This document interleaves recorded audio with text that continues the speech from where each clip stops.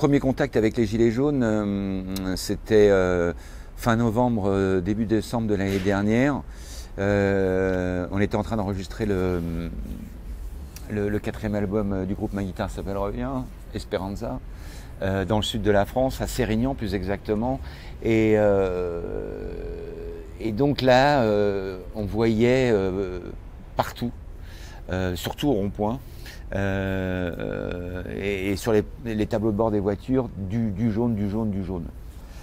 Et on passe une fois devant un rond-point qui était très fréquenté, un soir, on passe 2 fois, le deuxième soir. Et puis je dis, allez, je m'arrête, attiré par l'odeur de la palette qui brûle, on met le clignot, on sort de la bagnole. Et là, on va prendre langue, on va discuter avec les Gilets jaunes, on dit bonsoir, est-ce qu'on peut causer, et là, j'ai vraiment pu me faire une idée sur ce qu'était ce mouvement. En tout cas, ce soir-là, sur ce rond-point, il y avait des précaires, il y avait des retraités, il y avait du personnel médical, il y avait des punks à chiens. C'était extrêmement mélangé et j'ai tout de suite été troublé par l'incroyable degré de haine qu'il y avait à l'endroit de Macron. Ça m'a un peu effrayé. Ça m'a un peu effrayé, avec évidemment derrière des revendications, genre on est en dictature, enfin plus une constatation qu'une revendication, on est en dictature, Macron démission, mais enfin même pire que ça. Et puis j'avais besoin de... Donc j'ai demandé aux gens très rapidement... j'ai compris pourquoi ils étaient là. Ils étaient là parce que c'était le début d'un mouvement contestataire qui très vite va devenir un mouvement de protestation sociale. Mais tout était déjà en place, c'est-à-dire la difficulté, voire l'impossibilité de s'en sortir quand tes marges à 1250 € par mois, le problème des petites retraites, le problème du pouvoir d'achat, cette histoire d'hausse de taxes sur les carburants qui devaient soi-disant financer la transition écologique. J'en ris encore. J'en ris encore qu'on ait expliqué, qu'ils aient essayé, que le gouvernement Macron ait essayé de dire voilà, vous comprenez, la planète ça va mal, donc vous, avec vos diesels, vous allez nous aider à faire en sorte qu'elle aille mieux. Rien que de l'énoncer, ça fait rire. Comme si c'était à ceux qui allaient bosser et qui mettaient du gasoil dans leur bagnole de payer la déforestation, l'utilisation des énergies fossiles, enfin bref. Et donc là, j'ai voulu savoir politiquement, en fait, qui j'avais affaire, parce que la politique, ça me passionne, hein, je suis un Français, et c'est un peuple très politique, la France, qu'on le veuille ou non. Et donc j'avais là des gens qui venaient, du PS, des déçus de la République En Marche, du Front National, des communistes, de la France Insoumise, enfin tout l'échiquier politique était représenté. Mais vraiment dans sa plus grande diversité, tout est là. Et donc, on a discuté, on a déconné, on a fait du feu, on a chanté quelques chansons, on a fait des selfies. Et avant de partir, ils m'ont juste dit,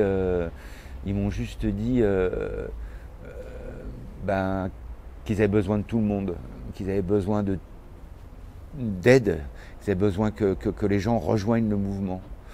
Et ça, c'était vraiment 15 jours après le début.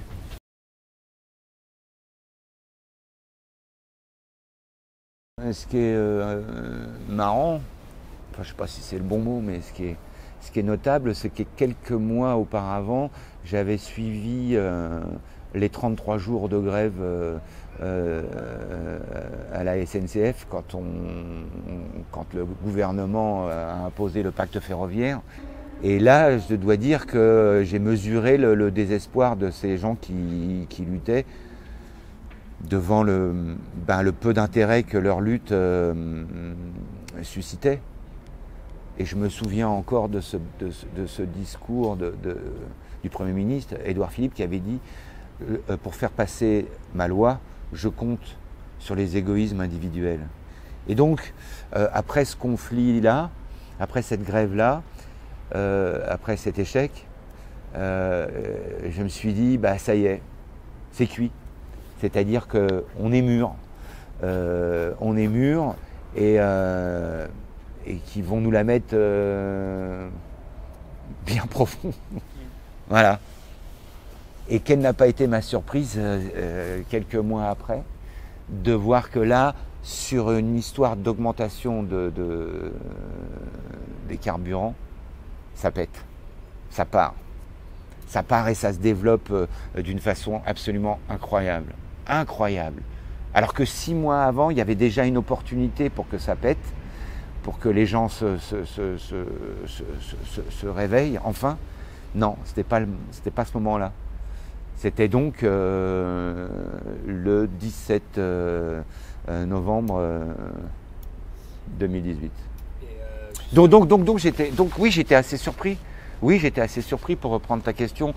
Moi qui suis passionné de politique, qui observe évidemment les mouvements sociaux, les protestations, d'où qu'elles viennent, j'ai été assez surpris de voir que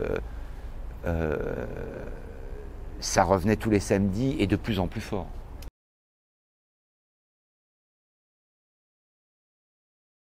Les Gilets jaunes n'ont pas rien obtenu. Concrètement, en espèces sonnantes et trébuchantes, ils ont quand même fait lâcher 11 milliards. D'un coup. C'est pas rien. Donc on ne peut pas dire qu'ils n'ont rien obtenu. De ce côté-là, je ne dis pas qu'ils ont obtenu satisfaction, mais Macron, il a lâché quand même. Il a lâché. Alors, ces 11 milliards, c'est toujours pareil, c'est nous qui allons les payer. C'est pas le CAC 40, c'est pas Bernard Arnault, c'est pas les plus grosses fortunes de France. On ne va pas encore chercher l'argent là où il faudrait aller le chercher, mais c'est quand même pas négligeable. Numéro 1. Numéro 2, ce qu'ils ont entre autres obtenu aussi, les Gilets jaunes, c'est ce sentiment qui est assez délicieux, c'est qu'ils ont mis la panique au ministère et à l'Élysée, quoi. C'est-à-dire que là, ils ont l'arrêt des fesses en sueur. Et même si il n'y a eu qu'un préfet qui a été lourdé ou déplacé, je peux te dire que il se prépare sans doute des nuits agitées là-bas. C'est-à-dire que pour comment dirais-je, pour que l'ordre soit donné par le ministère de l'Intérieur aux forces de l'ordre en leur disant « lâchez-vous, vous serez couverts », c'est que vraiment ils sont au bout du rouleau, quoi. C'est-à-dire que mater parce qu'on peut bien employer ce mot-là, mater cette insurrection ou cette protestation, parce que l'insurrection, je dis ça, je vais peut-être aller en tôle, alors cette protestation dans une violence absolument inouïe, enfin c'est absolument incroyable, c'est incroyable. Je ne vais pas rappeler les chiffres ici, mais c'est des dizaines d'amputés. Des dizaines d'amputés, des gens qui vont manifester, qui perdent un membre. Enfin, c'est incroyable. Des éborgnés, Et ben pour qu'on en arrive là, il faut vraiment qu'ils aient chaud au cul, quoi. Donc ça fait partie des choses aussi qui sont obtenues. Et puis il y a aussi ce sentiment délicieux tout à l'heure à côté duquel je suis passé, c'est la popularité. C'est-à-dire qu'ils ont gagné la bataille de la sympathie. Le mouvement est toujours pour 40% peut-être encore. 40% après 6 mois de mobilisation, le mouvement est encore populaire. Et ils ont vraiment allumé la mèche de la contestation.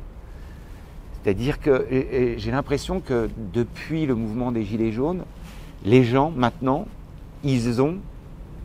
on ne peut plus leur raconter d'histoire. C'est-à-dire que quand ils voient arriver les vilains à la télévision ou quand ils les entendent à la radio, ils savent tout de suite.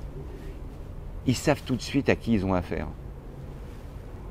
Donc tout ça, ça fait quand même pas mal de points positifs, sans oublier le fait que j'ai l'impression, peut-être je me trompe, hein, mais mon sentiment à moi, c'est qu'il y a eu une évolution du corpus idéologique dans l'esprit des Gilets jaunes.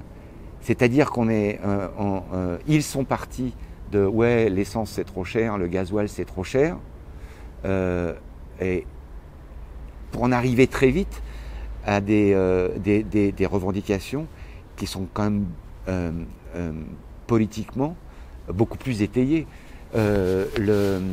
L'augmentation du SMIC, c'est venu très vite.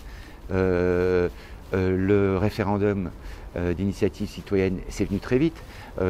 Cette volonté de reprendre en main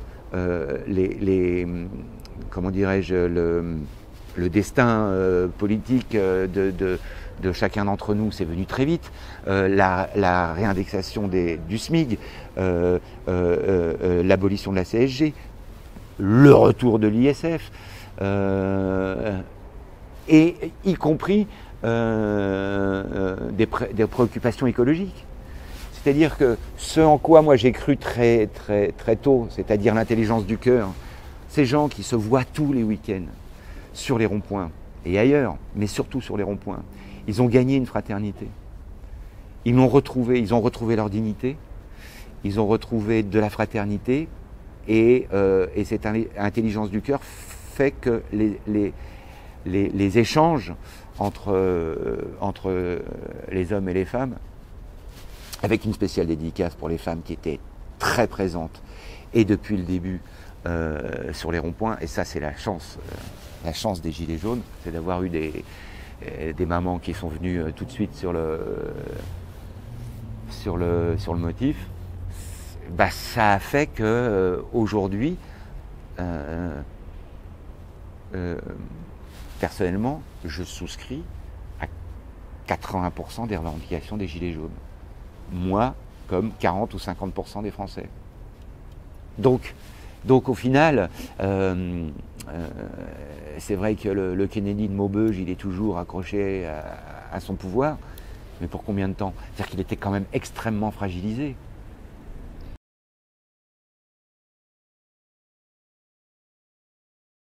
C'est pourquoi il me semble indispensable, mais vraiment, hein, il faut se bouger le cul, c'est maintenant, quoi. Donc c'est maintenant qu'il faut manifester, c'est maintenant qu'il faut aller faire du bruit devant les commissariats quand il y a des journalistes ou des représentants syndicaux ou des représentants des associations qui sont en garde à vue ou même qui vont jusqu'au procès. Voilà, il faut le faire maintenant. La semaine prochaine ou dans 2 mois, ça sera trop tard. Donc là, il faut vraiment se mobiliser, il ne faut rien laisser passer. Ce que j'espère, moi, c'est que les Français qui, jusqu'alors, les 40 ou 50, voire 60% qui étaient pour le mouvement des Gilets jaunes, souvent par procuration, ben, ils rentrent maintenant activement. Il y a toujours une façon de continuer le mouvement. Voilà, alors ça peut être, vous appelez, je sais pas moi, François Ruffin, il est d'accord pour vous filer la moitié de son film que vous pouvez projeter sur un rond-point. Il faut continuer à se mobiliser, continuer à échanger, etc. Il ne faut pas relâcher la pression, effectivement.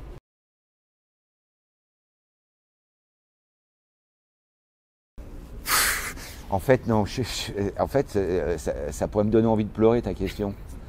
En fait, je me dis, mais pourquoi tous mes potes, toutes mes copines, ceux que je connais, que j'ai rencontrés sur des tournages, au théâtre, etc., ben, il ne l'est pas ramené. Alors, j'ai plusieurs possibilités d'explication. La première, c'est que il y a là, dans cette catégorie socio-professionnelle, comme partout ailleurs dans la société, une dépolitisation des esprits absolument majeure. C'est-à-dire que le temps des Picasso, Renoir, Yves Montand, Signoret, Reggiani, Jean Ferrat, Ferret, Brel, c'est fini, quoi. C'est fini. C'est-à-dire des artistes comme Gréco, des artistes engagés comme ça, il y en a. C'était la génération de nos aînés, ils sont tous morts. Ils sont tous morts. Et donc, comme dans beaucoup de domaines de la société, la politique, ça les intéresse pas. Ça les intéresse pas. Et ils sont alors, soit ils n'ont pas de conscience politique, soit ça peut revenir, ça. Hein. Il suffit de lire Victor Hugo et Aragon et ça peut s'arranger. Ou ne serait-ce que d'aller un samedi dans la rue avec les Gilets jaunes pour parler avec eux. Soit le monde on va dire le monde du spectacle, il n'échappe pas à la règle de l'ultralibéralisme qui règne dans tous les domaines de la société aujourd'hui. C'est-à-dire, tu veux travailler, tu es un précaire. On est des intermittents du spectacle. Des fois on travaille, des fois on travaille pas. Tu veux travailler plus souvent, ferme juste bien ta gueule. La ramène pas trop. Voilà. Et puis alors ceux qui ont pignon sur rue, alors eux ils sont impardonnables. De ne pas s'être levés, de ne pas avoir dit moi je comprends les gilets jaunes, eux ils sont impardonnables. Et surtout ceux qui ont dit je ne comprends pas ce mouvement-là. Alors autant je les soutenais au début, mais maintenant c'est trop violent. Alors eux c'est le pire. Eux c'est le pire parce qu'ils se trompent. Ils se trompent. Qui peut être contre les gilets jaunes? Qui peut être contre davantage de droits pour les travailleurs? Qui peut être contre davantage de droits pour les retraités? Qui peut être contre davantage de droits pour les précaires? Qui peut se ranger du côté du plus fort en crachant sur la gueule de ceux qui ont des difficultés? Qui? C'est fou ça. J'arrive pas à comprendre. Mais c'était comme les partis, ceux qui étaient contre le mariage pour tous. Comment on peut être comment on peut, enfin non, bon, bref, ça m'échappe.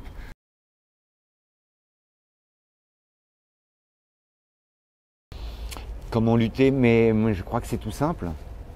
Je crois que c'est tout simple et ça passe par là. Ça passe par, tu vas manifester le samedi avec les gilets jaunes. Et voilà. Et voilà, déjà, rien que ça. Rien que ça. Tu passes sur un rond-point, tu vas apporter un casse-croûte, tu vas discuter, tu vas chanter une chanson, tu vas faire un petit sketch, tu vas te mettre au merguez, voilà. Ça, c'est tout simple.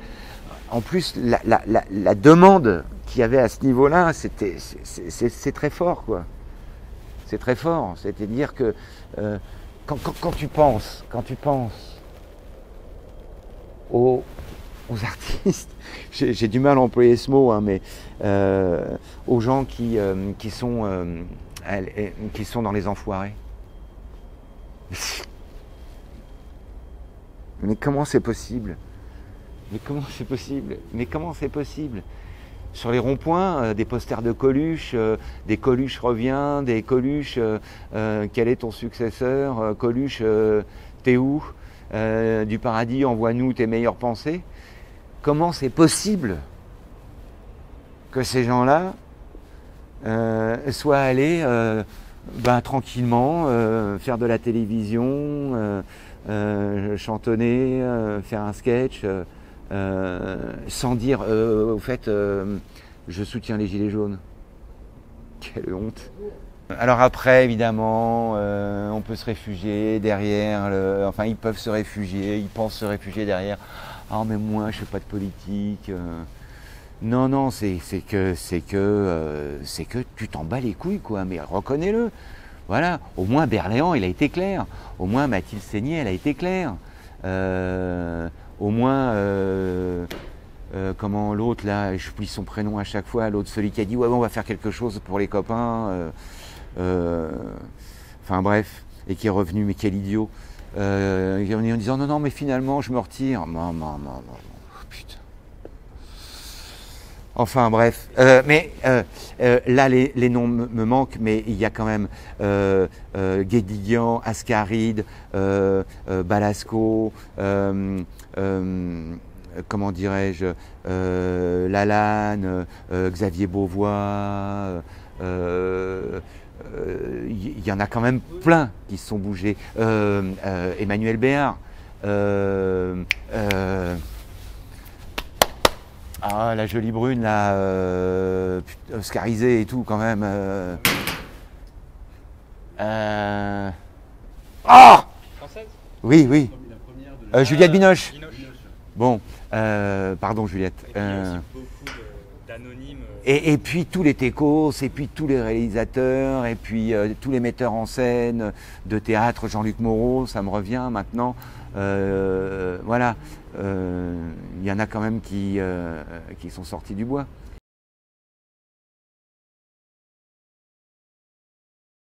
Pour moi, les choses, elles seront depuis ce mouvement-là, elles seront jamais plus comme avant. Depuis ce 17 novembre. Donc ce mouvement, parce qu'il a initié, par le fait d'avoir amené tant d'hommes et de femmes à se rencontrer sur les ronds-points et d'avoir pu